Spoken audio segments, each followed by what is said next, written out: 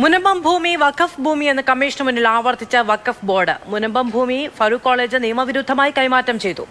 മുനമ്പത്ത് താമസക്കാർക്ക് നഷ്ടപരിഹാരം നൽകേണ്ടത് ഫറൂഖ് കോളേജാണെന്നും വഖഫ് ബോർഡ് നിലപാടെടുത്തു. എന്നാൽ വഖഫ് ബോർഡാണോ വഖഫ് ഭൂമിയാണെന്ന് തീരുമാനിക്കേണ്ടത് എന്ന് കമ്മീഷൻ വ്യക്തമാക്കി. അത് ട്രിബ്യൂണലാണെന്ന് കമ്മീഷൻ വ്യക്തമാക്കി. ബിനിലാണ് വിവരങ്ങളുമായുള്ളത്.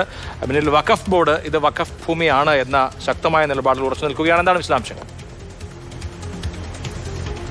ത്തിൽ വളരെ പ്രധാനപ്പെട്ട സിറ്റിംഗ് ആണ് ഇപ്പോൾ കാക്കനാട് ജില്ലാ കളക്ടറേറ്റിൽ നടന്നുകൊണ്ടിരിക്കുന്നത്. അവിടെ മുനമ്പം ഭൂമി സംബന്ധിച്ച വഖഫ് ബോർഡ് അവരുടെ നിലപാട് വ്യക്തമാക്കുകയാണ്. അവരൊരു സ്റ്റേറ്റ്മെന്റ് തന്നെ ഫയൽ ചെയ്തിട്ടുണ്ട്. അതിൽ പ്രധാനമായും പറയുന്നത് മുനമ്പത്തേത് വഖഫ് ഭൂമിയാണ്. അവിടെ ആ ഭൂമി നിയമവിരുദ്ധമായാണ് ഫറൂഖ് കോളേജ് കൈമാറ്റം ചെയ്തിരിക്കുന്നത്. അവിടുത്തെ താമസക്കാർക്ക് നഷ്ടപരിഹാരം നൽകേണ്ടത് ഫറൂഖ് കോളേജാണെന്ന നിലപാട് കൂടി വഖഫ് ബോർഡ് സ്വീകരിച്ചിരിക്കുന്നു.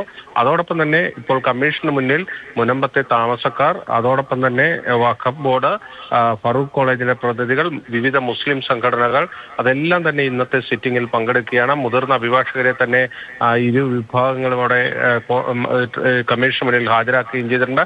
കമ്മീഷൻ പ്രധാനമായും പരിശോധിക്കുന്നത് ഈ ഭൂമി തർക്കത്തിൽ ഈ താമസക്കാരുടെ പ്രശ്നങ്ങൾക്ക് എങ്ങനെ പരിഹാരം കാണാൻ കഴിയും, അതാണ് പ്രധാനപ്പെട്ട പരിശോധനാ വിഷയം. അവിടെ നിർണായകമായ നിലപാട് വഖഫ് ബോർഡ് എടുക്കുന്നു.